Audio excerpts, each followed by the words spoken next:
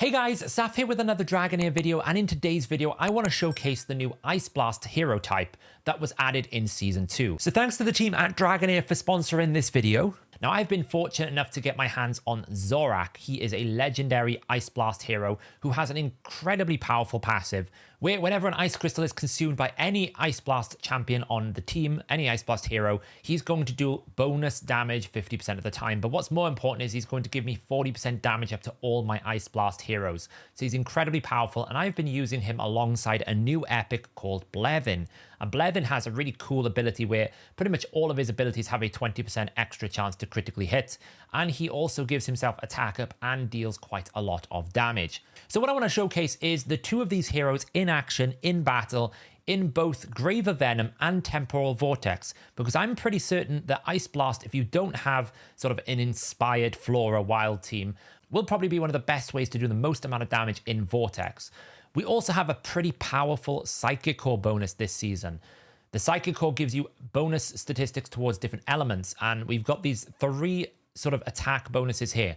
The fire ones are going to be, the fire necrosis are going to get increased attack for each enemy damaged, so that can stack up to 6 times. That's pretty powerful. The lightning ones will gain damage for each enemy killed, so that's kind of useful if you're in sort of an arena or campaign area, but it's actually probably one of the weaker ones. They do gain 2 stacks at the start, so they're going to gain 10% right at the start of the battle. But if there's no enemies to kill, like in Vortex, that doesn't always work out well. But what's really powerful is this Ice Radiance. Ice is the Ice Blast. That's the element for Ice Blast heroes. When an Ice or Radiance hero casts a skill, the next skill they cast deals an additional 200% damage, 300% damage, and 400%. Ice Blast is all about repeating your battle skills. So whenever an ice crystal is consumed, it basically stops the ability from going on cooldown. So we can see here, Ice Blast. This type of hero can accumulate ice crystals when holding ice crystals, casting battle skills specifically, consumes 1 stack to avoid skills going on cooldown. So this ability here is going to deal 400% more damage on that Psychic Core. It's incredibly powerful. So if you can stack ice crystals, you can then go into your Psychic Core and you can stack this elemental bonus. The next cast they do deals an additional damage. So it basically means all the battle skills, like if you have 3 crystals, the next subsequent 3 attacks are going to do 400% more damage. It should be incredibly powerful when we get up there. But it is already performing really well. Now, Season 2 has just started in Dragonheir Silent Gods. If you haven't played the game so far, you can still download the game now by clicking on the link in the description below and joining one of the newer servers and playing through Season 1. You'll probably still need to play through Season 1. If you want to get started in Season 2, or maybe you started the game in Season 1 and want to still give it a go, your server might already be moved to Season 2 and you can start playing in the Season 2, which is effectively a brand new season. It feels like a span new game, essentially. It's just a great feeling to the game. It's all been like reset back during the seasonal model. All of our gear has been reset, so we have to start grinding again. The heroes go back and we've got different elemental matchups. It's really cool. There's a whole new area in Athelcairn as well that you have to explore. You can go sailing as a boat. It's really cool and really fun. We also have lots of optimizations as well that have been added to the game in terms of upgrading heroes. In terms of just like managing your equipment, trying to gear heroes are really good. And the end of season benefits are also very good with the 4th Farthing summons, where you get some boosted odds of getting legendaries. There's currently a Season 2 exclusive summoning event going on as well, which you can take a look at. And finally, there is the Season 1 reward shop where you can exchange your Echoes of Clepsydra for some exclusive avatars. There's also some Heliolite dice. You can get some legendary books. It's a pretty good end of shop. Now remember, you can download this from any platform, including Mac, Windows, Epic Games Store. It's available on Steam, Android, iOS, and link your account progress across all of them. And right now there's also a new gift code called Dragon Season in the game that you can actually use to claim your free bonuses if you want to use it right now. It's called Dragon Season. Enter it into the redemption code and get some exclusive rewards. So I'm going to first showcase the Grave of Venom here. I'm at stage 4 at the moment. We are approximately, I think, 5 days into the season, 4 days into the season. We're moving through the season journey here. As you can see, I'm nearly completing my season journey. But Grave of Venom, we've already started farming Epic Gear. Epic Gear is really helpful because it's going to give us access to better stats to push our account. That is the key goal right now, is getting better gear. So I'm running a 4 matched affinity on the Ice Radiance combo. So we're going to gain all this bonus statistics for all of the 3 heroes. And then we are just using Frubath as a bonus sort of heal for the front line. Trying to keep your Garrus alive this early when you've only got really basic gear, right? This gear is nothing special. It's to typically flat stat at the moment because I haven't had a chance to farm Grave of Curse at all. So we're using the power of the Scarab Amulet to make sure that if we do, fall below a bit of HP, we've got a bit of chance to really survive. The key thing with Garrus here is we want to try and stack this up. We want to try and get up to 20 stacks as quickly as we can because that will basically keep us alive. But the first sort of 20 seconds of the fight, Garrus is going to be in sort of a deep trouble until we stack that. He can die. So we're using Frubath here to take a little bit of the damage away from the extra sort of elements. And also then he's going to provide us the attack penalty on a 20-second cooldown, so we can make sure the boss doesn't kill us. He also has this healing circle, which is really helpful. We're then using a new legendary here called Rose. Rose is actually quite good for this because we have this Purged by Knowledge. She'll cast 4 spells each time, each dealing attack and enlightenment. So you kind of want to stack enlightenment here because essentially it's 100% more powerful. It's 80 to 100%. To a random enemy and nearby enemies with a 75% chance of inflicting attack penalty. If you book it, which I have done, it goes up to 100%. Meanwhile, heals allies around the random enemy by 4% with a 100% chance of dispelling a debuff from them. So it's a cleanse, it's a heal, and it's an attack penalty. And if you stack some entitlement, if you get up to 200 enlightenment, you can get 2 more casts. I've managed to get to 117 so far with the sort of thrown together average gear. Once you get sort of epic and legendary gears, it becomes much easier. This crown, this tiara I'm using is mainly there for the enlightenment. I'm not actually casting a shield, but I need the enlightenment to get up to that extra cast. So we're using this on a 20-second cooldown and alternating the decreased attack penalty. We also have a recharging penalty, which will slow the boss down, and we will get enlightenment up, which is actually quite good.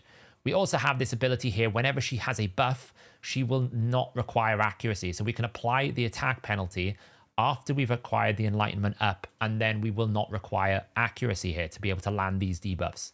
But the key setup here is we're using Blethyn with Zorak. So we want Zorak to cast his ultimate and then Blethyn to cast his battle skills. And that's where the damage is really going to come from. So let's run it here. You can see I've got some sort of edit skill timings here. I've basically made sure that Frubath is delaying his first decrease attack. So we're staggering the decrease attack and it's up all the time. So as the battle runs here, you can see we set this up. We got to kill the new change to this boss this season, the orbs at the front. That's what we need to kill right now. That's the first thing we need to do. The first risk to this fight is this first sort of 20 seconds. Once we get stacked up here, the healing circle from Frubath, the bonus healing from the sort of the damage bonus here from the Rose, we're not really going to be in any danger, especially when we start killing them. Now, Rose is really good for helping kill these orbs as well because it's random AoE damage. It surprisingly is producing a reasonable amount of damage. Nothing crazy, but 17% is not bad. But you can see right now, the main damage dealer in our team is absolutely this new epic Blethyn. The heals are going to come out here. Garrus is also providing healing. His ultimate heals everyone by quite a lot. We can see Garrus is predominantly the main healer in this team. So we don't actually need to bring a heal support. We're just trying to keep the Garrus alive, and then the Garrus will heal us. So we're going through here. We're doing a lot of damage. The Frubath also has Crown of the Unclean, which is applying a defense penalty for us. So that's going to help boost our damage. But you can see right now we've got some crystals going on. Let's see how many crystals we have. Currently we have none, which is a shame. But the Ice Blast goes out from Zorak. There goes the 3 ice crystals that I was talking about. We've stacked that up. We've got 20% attack, 40% bonus damage. So Blethyn right now is on like full, let's unleash all damage. When he does his battle skill, he's going to repeat the battle skill over and over again until he runs out of ice crystals. And it's pretty powerful. It's a fast run. This is like my previous team, when I was trying to do this with Sigrid, was doing it about 2 minutes slower. So Ice Blast, incredibly powerful at killing single targets. Now, the main issue you've got with Ice Blast is they don't have much AoE. So for killing goblins or killing wave content, it's quite stressful. But certainly for single target, we can see it is a crazy amount of damage here from Blethyn and Zorak. We're pumping a good amount of 43% here on this Vortex. Now, once I get some better gear, I get some more alignment with it, I probably can push higher up. Right now, I just don't have enough Grave of Curse gear. I don't have enough tank gear to keep my Garrus alive. Now, the number one place I think Ice Blast is going to be very powerful, it is going to be Temporal Vortex, the main sort of angry Poseidon boss that you will fight. Right now, I am just about, I think today with this team, we're going to test it right now. I can hit the first breakpoint of tier 1, so I can unlock tier 2. I need to catch up with my clan a little bit. I'm falling behind. But let's see how it goes. So we're actually able to use the same team here. I've set up exactly the same AI, staggering the decrease attack, and we're just going to hit the boss for as much debuffs as we can. Now, the good news is hopefully our Garius should take the most amount of the single target. One of these abilities here attacks a single target, which he is attacking the Garius, which is important because we have that amulet artifact, which basically means if Garius falls below 30% HP, he's going to get a shield that should improve the survivability when he uses this Call of the Lightning ability. So we have the Crown of the Unclean going on from Frubath, and now it's just a case of letting our Blethyn absolutely tear this boss a new livelihood. He's going to go absolutely crazy. You can already see he's like already top charts. He's going to do lots of damage. Now, once we start getting better gear, the power of this ability is going to go even higher, because once we can start getting enlightenment on our Zorak, on our legendary, then the power of his passive is going to increase, because derivative damage is based off enlightenment. It is not based off any sort of attack value. Even though it's going to give you a percentage, derivative damage is always based off the enlightenment. So if I add another 200 enlightenment to my Zorak, every time Blethyn is doing an attack, activating Zorak's passive, well, that's going to do a lot more damage. You can see here, Ice Blast is going off. We're pumping the damage here. The goal is to hit 2 million. That's the milestone for tier 1. Then you can obviously move up to tier 2. And then onwards and onwards. I think tomorrow our server unlocks the ability to start getting level 90 heroes, and also farming and sort of crafting epic gear and a bunch of different things. So hopefully tomorrow I should be able to push further on. But we can see we are putting nice damage numbers out already. Blethyn is holding at around about 47%. Rose is doing okay damage, but nothing crazy here because we haven't got an AoE setting. But her job isn't really to do damage here. It's to basically slow the boss down, and it's to apply decrease attack alongside Frubath. Now, eventually I am going to have to replace Frubath in this team when I want to try and get those 5 elemental bonuses in, because I'll need to get either another Radiant or another Ice champion in. There is another Ice Blast hero, Nord. He's melee. He could come in to do quite a good job. We just need the gear to keep him alive right now as a rare champion, and obviously a lack of support here without another decrease attack. It just requires us to have, no skill haste in the team, those things. We don't have access to any of that right now. It will require us to have the Frubath in, but the moment we don't require the Frubath, it would be better to take him out. You always want to try and get 5 of the same elemental pairing. So here I really want Frost and Radiance as much as I can get it. If I was to be able to get Beldel is the legendary Ice Blast. Beldel probably replaces Blethyn as the main damage dealer. Her damage output is absolutely bonkers. It's really crazy. It's like taking Blethyn and putting another 100% on it. So she would be an excellent upgrade to this team. But the epic for Blethyn is absolutely, I think he's on par with Tonalnan from season 1. There was an epic lizard that was a fire champion. It was really good if you didn't have sort of a Flora wild team, then you could absolutely go for Tonalnan and it would do a very good job. So we managed to get up here, and we have managed to achieve more than enough damage at 2 million damage here. We're still looking pretty safe and pretty tanky. We've got two forms of healing. One thing to mention about Rose in the Vortex, and it's not confirmed as a bug, it's confirmed as working as intended, but because the Vortex boss is essentially in his own little grid, he's too far away from our allies to actually take advantage of the Rose healing. Rose is meant to heal everyone around the target she's attacking. We're just too far away from Vortex in this fight, so we don't get any bonus healing from Rose. That doesn't diminish her quality as a decreased attack champion here for us. We want that attack penalty. But it does just mean that we kind of lose out a little bit on the healing component there. We've probably got more than enough healing for rank 1 here, though, with essentially Frubath and Garius doubling up the healing. So I'm just going to let this run through. I'm going to see how much damage I can total, and then we'll come at the end. So the run is now coming to an end. We are around 2.8 million. That is not bad for my current level of progress. I am behind on the gear farming compared to the rest of my alliance. I do need to sort of pull back and try and catch up. But I'm pretty happy with that. That unlocks rank 2 of the Vortex. I can start looking at maybe building a team tomorrow to try and attack that. The team that I got now probably is going to do pretty well. We just might need more statistics to survive, like a stronger build. But we can see right now the Ice Blast duo of Zorak and Blethyn are doing 44% and 23%. So combined 66% of the total damage. And it is good enough to get us saved for the day and get us locked in. As you can see, if you look at my alliance here, most of them now are on sort of tier 2. I need to catch up a little bit and catch up with them. I'm chasing Never right now. I'm chasing Never from HH Gaming. he is currently up here in 23, pumping some damage numbers up. He does have the Dauntless legendaries though, so they're very, very powerful, which I don't have here.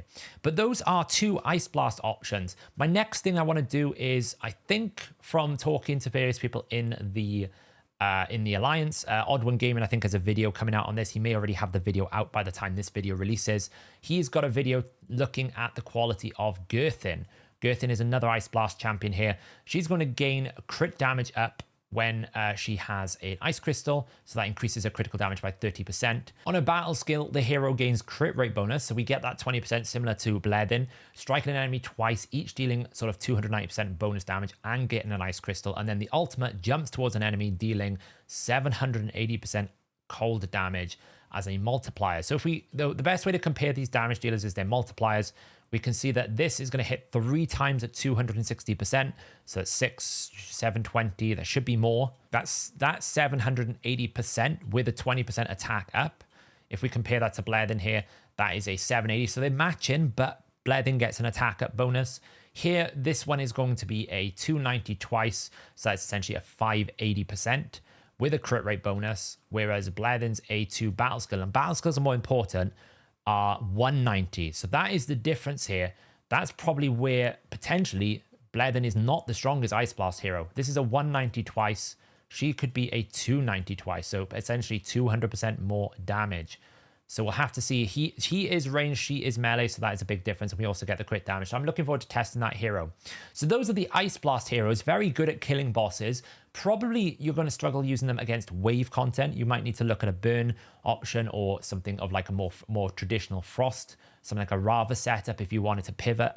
Keep the core components of your team with a Garrus Rose, but pivot away, bring in a Rava for AoE frost damage, because these Ice Blast heroes are designed to kill a single target, not AoEs. So like I said at the start of the video, Dragonheir has just started its Season 2. You can download the link in my description below on any platform, Windows, Android, iOS, Mac OS. You can also download it in Steam, Epic Game Stores. Link your account progress across all of them so you can play anywhere at any time. You can join the fun in Athelcon, the new area within Dragonheir Silent Gods. You can become a boat.